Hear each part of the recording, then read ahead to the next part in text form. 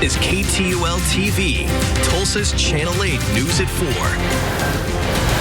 First at 4 o'clock, we begin with breaking news. Police are currently investigating the death of a 2-year-old in South Tulsa. Channel 8's Burt Mummolo just arrived on scene. Burt, what can you tell us? Kristin, authorities have yet to release any information to the media here. No formal statements other than to confirm that a child has died. The entire home is taped off in crime scene tape. We don't know any details as to how that child died. We have spoken with a neighbor who says she believes that a single mother lives in the home with 4 small children, all under the ages of 6 years old. And that is really all we know at this time. We'll continue to keep you updated as information comes in. Reporting live, Burt Mummolo, Tulsa's Channel 8. Thank you, Burt. Tulsa County detectives are trying to track down the person responsible for shooting at semi-trucks traveling on Highway 75. It's happened 2 nights in a row. Channel 8's Yaremi Farinas spoke with a detective who explains why it's a challenge locating the shooter.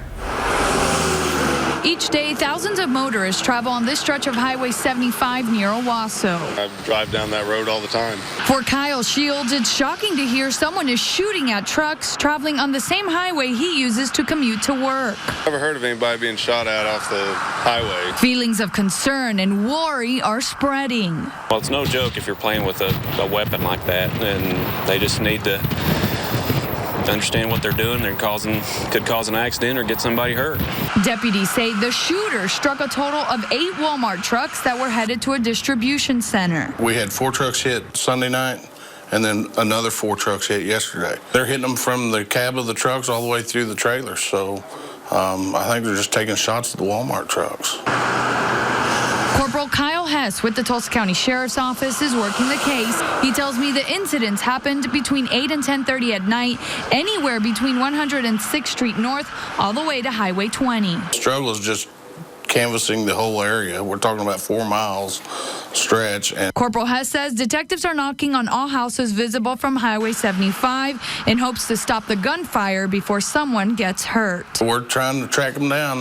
It might take a little time, but we'll probably find them. Yaremi Farinas, Tulsa's Channel 8. None of the truck drivers were injured during those shootings. The Sheriff's Office urges you to call if you hear any gunshots. That number is 918-596-5701.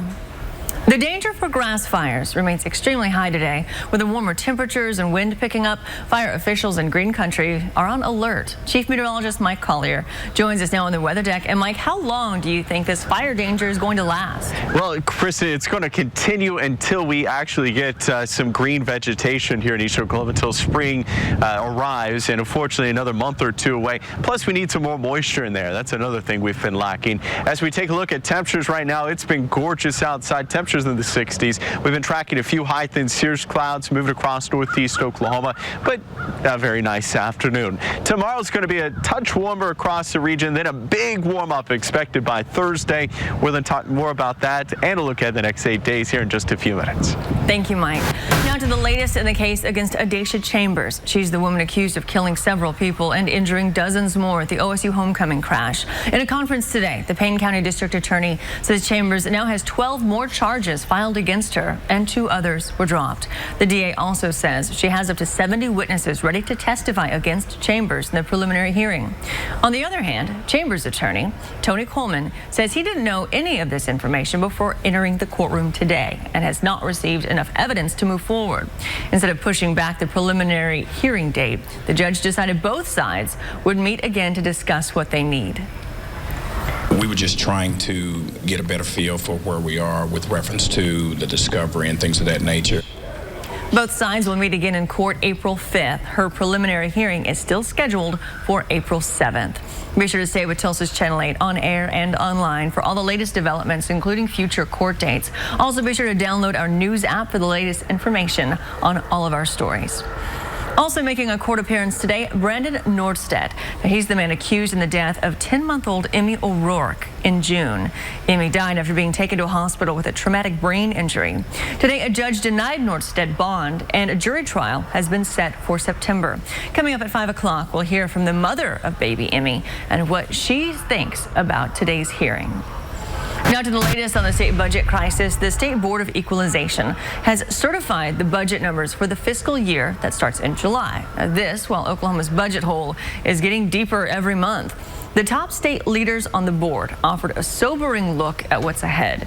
The official number for the deficit is $1.1 billion, but that's conservative. The governor says they'll just have to dig in and work through it with an eye on the future. Do the hard work, make tough decisions, and not let this crisis go to waste, to fix things that we know we need to fix to put our budget on a more sound footing for not only today, but for future generations of Oklahomans. She says they'll work to make the state government and its tax system more efficient. Plus, they hope that efforts to diversify the economy will offer insulation from oil prices over time.